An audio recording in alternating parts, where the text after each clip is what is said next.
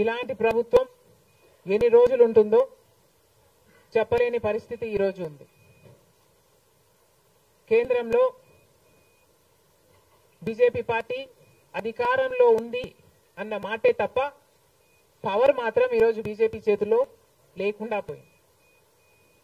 ఎందుకంటే ఈరోజు BJP party వాళ్ళ స్ట్రెంగ్త్ కోసం ఇతరుల మీద డిపెండ్ అయ్యే పరిస్థితి ఈరోజు బీజేపీ పార్టీకి కల్పించడంలో కాంగ్రెస్ పార్టీ రాహుల్ గాంధీ గారు ఇండియా బ్లాక్ సక్సెస్ అయ్యారు. దేశవ్యాప్తంగా ఇది పరిస్థితి అయితే ఇక రాష్ట్రంలో చంద్రబాబు గారు కూటమి పవన్ కళ్యాణ్ గారు బీజేపీతో కలిసి ఇక్కడ ప్రభుత్వం ఫామ్ చేయడం జరిగింది. ఈసారి జరిగిన ఎన్నికలు రాష్ట్రంలో చాలా విచిత్రంగా, అన్ప్రెడిక్టబుల్ గా, అన్ప్రెసిడెంటెడ్ గా ఈ ఎన్నికలు నిలిచాయి.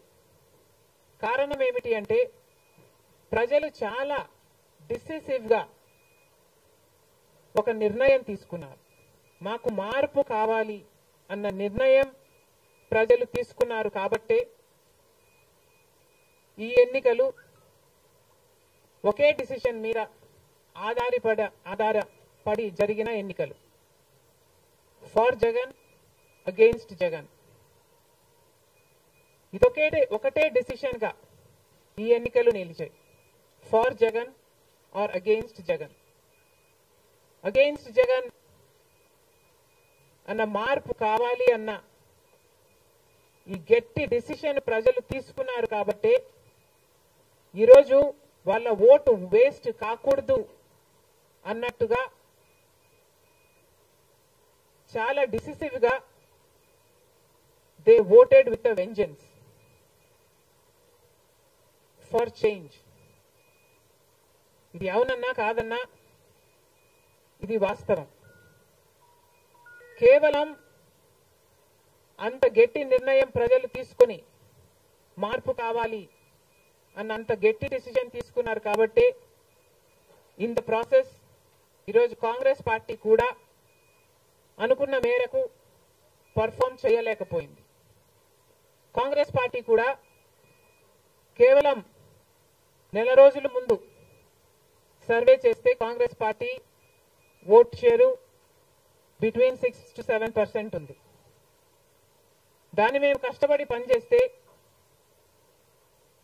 నేనే స్వయంగా 64 కాన్స్టిట్యుయెన్సీల్లో క్యాంపెయిన్ చేయడం కూడా జరిగింది. వీటన్నిటితో కనీసం 8% దాటుతుంది అని కాంగ్రెస్ పార్టీ ధీమాగా ఉంటే అది కూడా జరగలేదు. కారణం ఏమిటి అంటే ప్రజలు చాలా డిసిసివ్ గా వాళ్ళ ఓటు వేస్ట్ కాకూడదు, ప్రభుత్వం ఎలాగైనా మారాలి, మేము మార్చాలి అన్న డిసిషన్ తీసుకున్నారు కాబట్టి ప్రజలు కాంగ్రెస్ పార్టీకి కూడా ఓటు వేయడానికి ఆలోచన చేయడం జరిగింది. ఏది ఏమైనా కాంగ్రెస్ పార్టీ ప్రజల గుండెల్లో స్థానం సంపాదించుకోవడం మొదలుపెట్టింది. ఇది ఇలాగే అంచెలంచెలుగా పెరుగుతూ పోతుంది. రాహుల్ గాంధీ గారి నాయకత్వంలో మేమందరం కూడా కష్టపడి పనిచేయడానికి సిద్ధంగా ఉన్నాం. అటు కేంద్రంలోనైనా ఇటు రాష్ట్రంలోనైనా కాంగ్రెస్ పార్టీకి మంచి భవిష్యత్తు ఉంటుందని 2029 కల్లా మేము ఒక మంచి పొజిషన్లోకి రాగలమని నమ్మకం మా అందరికీ ఉంది. ఈరోజు చంద్రబాబు గారు ముఖ్యమంత్రి ప్రజల తీర్పును గౌరవిస్తూ ఆయనకు మరొకసారి శుభాకాంక్షలు తెలియజేస్తుంది కాంగ్రెస్ పార్టీ. అలాగే చంద్రబాబు గారికి మరొకసారి గుర్తు చేస్తుంది కాంగ్రెస్ పార్టీ మన రాష్ట్రానికి రావాల్సిన ప్రత్యేక హోదా. ప్రత్యేక హోదా అన్నది ఆంధ్ర రాష్ట్ర ప్రజల ఊపిరి. 10 సంవత్సరాలుగా మోడీ గారు బీజేపీ పార్టీ ప్రత్యేక హోదా విషయంలో ఆంధ్ర రాష్ట్రాన్ని, ఆంధ్ర ప్రజలను మోసమే చేశారు.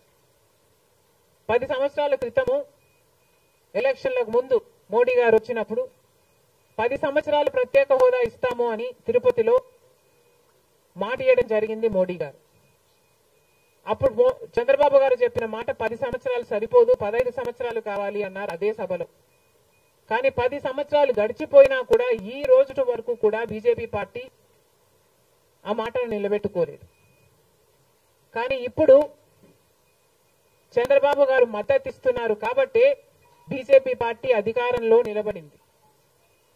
ఈ విషయం మోడీ గారు గుర్తుపెట్టుకోవాలి. ఎందుకంటే ఈరోజు ఆంధ్ర రాష్ట్ర ప్రజల ఎన్నుకున్న ఎంపీలు కనుక బీజేపీ పార్టీకి చంద్రబాబు గారు మద్దతు ఇవ్వకపోయి ఉంటే అసలు బీజేపీ పార్టీ అధికారంలో ఉండే ప్రసక్తే లేదు. ఈరోజు బీజేపీ పార్టీ అధికారంలో ఉంది అంటే దానికి కారణం ఆంధ్ర రాష్ట్ర ప్రజలు అని మోడీ ఇప్పటికైనా గమనించాలి. చంద్రబాబు గారికి మరొకసారి గుర్తు చేస్తున్నాం. చంద్రబాబు గారు బీజేపీ పార్టీతో ఎలక్షన్లకు ముందు పొత్తు పెట్టుకుంటున్నప్పుడే కాంగ్రెస్ పార్టీ పదే పదే చెప్పడం జరిగింది. ఒక్క మాట అయినా తీసుకోకుండా, కండిషనల్ సపోర్ట్ అయినా మీరు ఎక్స్టెండ్ చేయకుండా, మీరు బేషరతుగా స్పెషల్ స్టేటస్ అన్న కండిషన్ పెట్టకుండానే మీరు బీజేపీ పార్టీకి ఎందుకు అలయన్స్ పెట్టుకున్నారు చంద్రబాబు గారు అని అప్పుడు ప్రశ్నించడం జరిగింది. ఇప్పుడు మళ్ళీ బీజేపీ పార్టీ చంద్రబాబు గారిని డిమాండ్ చేస్తుంది. ఇప్పుడు మళ్ళీ కాంగ్రెస్ పార్టీ చంద్రబాబు గారిని డిమాండ్ చేస్తుంది. బికాస్ మీరు ఇచ్చిన ఎంపీల వల్ల ఆంధ్ర రాష్ట్ర ప్రజలు ఎన్నికైన ఎంపీలను మీరు బీజేపీ పార్టీకి ఇచ్చారు కాబట్టి ఈరోజు బీజేపీ పార్టీ అధికారంలో ఉంది కాబట్టి చంద్రబాబు గారు ఈ విషయాన్ని గుర్తుపెట్టుకొని ఇప్పటికైనా మొండి పట్టైనా సరే స్పెషల్ స్టేటస్ అన్నది ఆంధ్ర రాష్ట్రానికి అవసరం కాబట్టి ఇప్పటికైనా స్పెషల్ స్టేటస్ మీద చంద్రబాబు గారు సీరియస్ గా వర్క్ చేసి ఇది సాధించుకు రావాలి అని కాంగ్రెస్ పార్టీ ఆంధ్ర రాష్ట్ర ప్రజల తరఫున డిమాండ్ చేయడం జరుగుతుంది. ఒక స్పెషల్ స్టేటస్ కాదు, పోలవరం ప్రాజెక్టు కూడా ఉంది. పోలవరం ప్రాజెక్టుకు చంద్రబాబు గారు 2 రోజుల క్రితం వెళ్లడం జరిగింది. నిజానికి పోలవరం ప్రాజెక్టు రాజశేఖర రెడ్డి గారి ఆలోచన. 2004లోనే రాజశేఖర రెడ్డి గారు 10,000 కోట్లతో 20 లక్షల ఎకరాలకు నీళ్లు ఇవ్వాలి అని తలపెట్టిన ప్రాజెక్టు పోలవరం ప్రాజెక్టు. రాజశేఖర రెడ్డి గారి హయాంలోనే కుడి ఎడమ కాలువలు పూర్తి చేయడం జరిగింది. ఆ కాంగ్రెస్ హయాంలోనే 4,500 కోట్లు అంటే దాదాపుగా 40% పనులు పూర్తి చేయడం కూడా జరిగింది. కానీ తర్వాత అధికారంలోకి వచ్చిన చంద్రబాబు గారు పోలవరం ప్రాజెక్టు కాస్టును అమాంతంగా 29,000 కోట్లకు పెంచారు. కానీ పనులు మాత్రం పూర్తి అయినట్టు ఎక్కడా కనిపించలేదు. 2018 కల్లా నేను పూర్తి చేస్తాను అని రాసి పెట్టుకోండి అని చంద్రబాబు గారు ఆ రోజు అసెంబ్లీ సాక్షిగా ఛాలెంజ్ కూడా చేశారు. కానీ పోలవరం ప్రాజెక్టు చంద్రబాబు గారి వాళ్ళ సాధ్యం కాలేదు, పూర్తి చేయలేదు. ఆ తర్వాత అధికారంలోకి వచ్చిన జగన్మోహన్ రెడ్డి గారు పోలవరం ప్రాజెక్టుని మళ్ళీ రివర్స్ టెండరింగ్ అంటూ మొదలుపెట్టి 55,000 కోట్ల రూపాయలకు దాన్ని ప్రాజెక్టు కాస్టును పెంచారు. తీరా చూస్తే ఏ పని జరగలేదు. ఇప్పటికైనా చంద్రబాబు గారు చెప్తున్న మాట ఏమిటి అంటే 75% పనులు మా హయాంలోనే పూర్తయ్యాయి, 25% పనులు మిగులున్నాయి, నేను పూర్తి చేస్తాను అని చెప్పడం జరిగింది మొన్న చంద్రబాబు గారు. చంద్రబాబు గారిని కాంగ్రెస్ పార్టీ ప్రశ్నిస్తుంది. మరి 25% పనులు మాత్రమే మిగులుంటే 4 సంవత్సరాలు పడుతుంది అని మీరు ఎందుకు చెప్పారో చంద్రబాబు గారు సమాధానం చెప్పాలి. పోలవరం ప్రాజెక్టు మీద ప్రజలకు క్లారిటీ లేదు కాబట్టి పోలవరం ప్రాజెక్టు మీద ఒక వైట్ పేపర్ మీరు రిలీజ్ చేయండి. దాంట్లో అసలు పోలవరం పరిస్థితి ఏమిటి, దాని డిజైనింగ్ దగ్గర నుంచి మొదలు పెడితే అసలు దాని ప్రస్తుత పరిస్థితి ఏమిటి, మీరున్న 5 సంవత్సరాల అధికారంలో ఉన్నప్పుడు ఏం చేశారు, తర్వాత జగన్మోహన్ రెడ్డి గారు ఏం చేశారు, ఇప్పుడు ఏమి చేయాలి,